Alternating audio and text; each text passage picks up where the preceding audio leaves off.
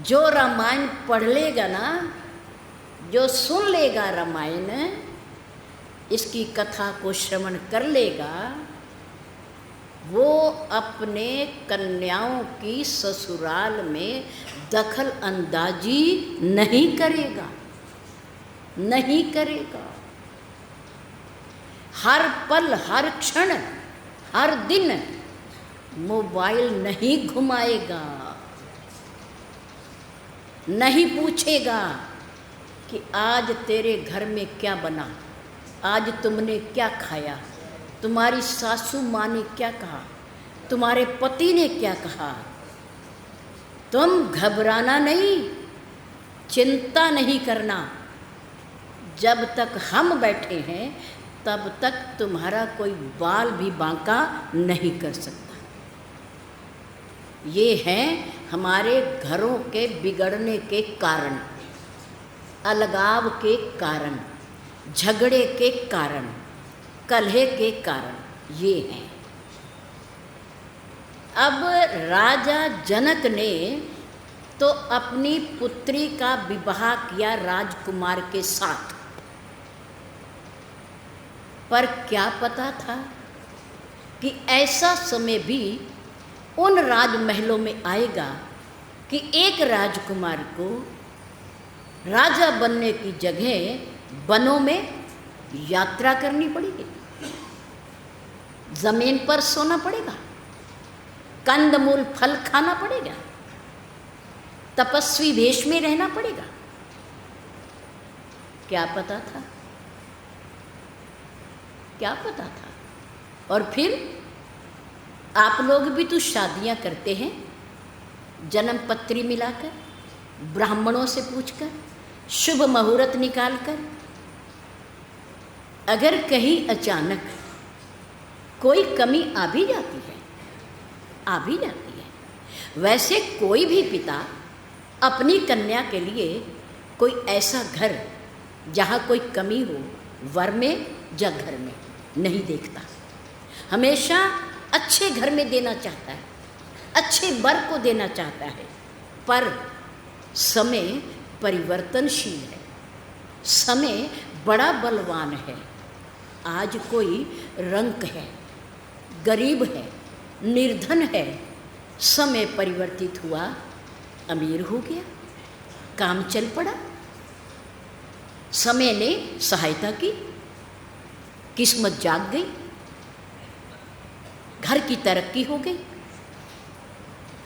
और कभी बहुत अमीर है, धनाढ्य है, सेठ है, बहुत बिजनेस व्यापार है, लेकिन समय ने करवट बदली और व्यापार नीचे हो गया, गिर गया, किस्मत ने साथ नहीं दिया।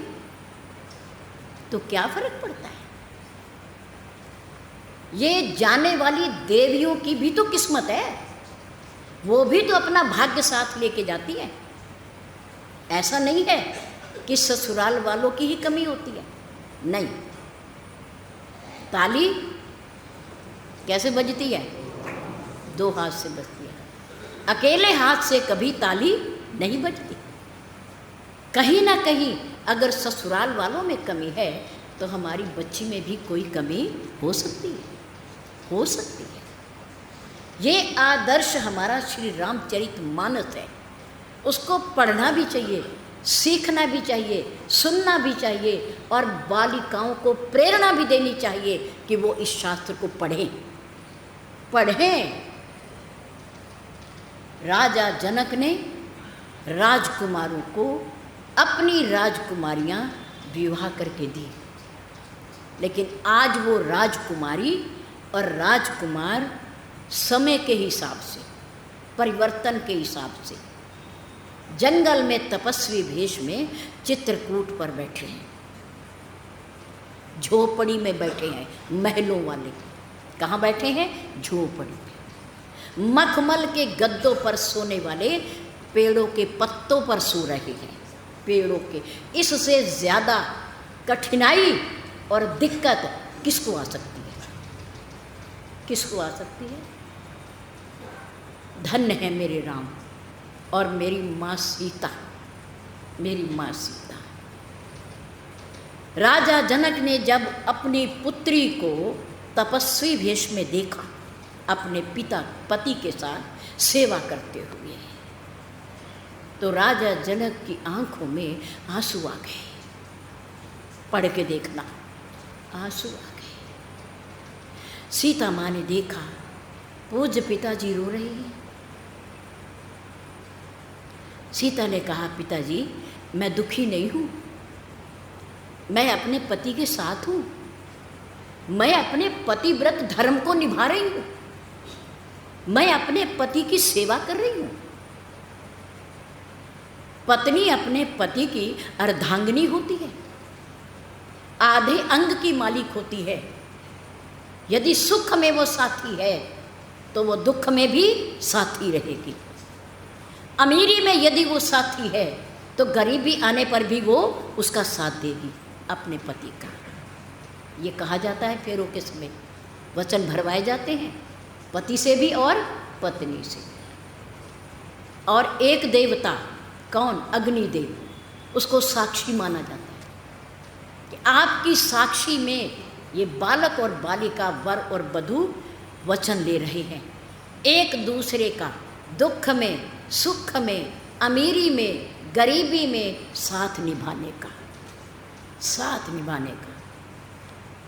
सीता जी ने कहा, पिताजी मैं दुखी नहीं हूँ, आप क्यों रो रहे हो? राजा जनक ने कहा, पुत्री तेरे दुख को देखकर, तेरी वेशभूषा को देखकर मैं दुखी नहीं हो रहा। ये मेरे दुख के आंसू नहीं हैं, ये जो तूने गर्व से मेरा सिर ऊंचा किया है ये उसके आंसू हैं। आज दुनिया में जब जब तेरा नाम लिया जाएगा, तेरे नाम के साथ मेरा नाम भी लिया जाएगा, मेरा नाम भी लिया जाएगा। ये किसकी बेटी है, किस घर की कन्या है, इसके माता पिता कौन है? ऐसी शिक्षा इसको कहाँ से मिली है? बेटी आज तो तुमने पति का सहयोग करके कठिन घड़ी में, मुश्किल घड़ी में पति का साथ देकर जो मेरा मान बढ़ाया है, मेरा सम्मान बढ़ाया है, मेरा सिर गर्व से ऊंचा किया है, वो प्रेम के आंसू है। पुत्री पवित्र किए कुल दो। आज मैं दुनिया वालों को ये बताना चाहता हूँ कि पुत्र यदि सदाचारी है, सभ्य है, आज्ञाकारी है, तो एक कुल का नाम रोशन करता है कि किसका बेटा है, किसका पुत्र है। ये संस्कार इसे कहाँ से मिले हैं? लेकिन पुत्री यदि सभ्य है, सदाचारी है, पतिव्रता है, ससुराल वालों का सम्मान करने वाली है, तो उस पुत्री से दो कुल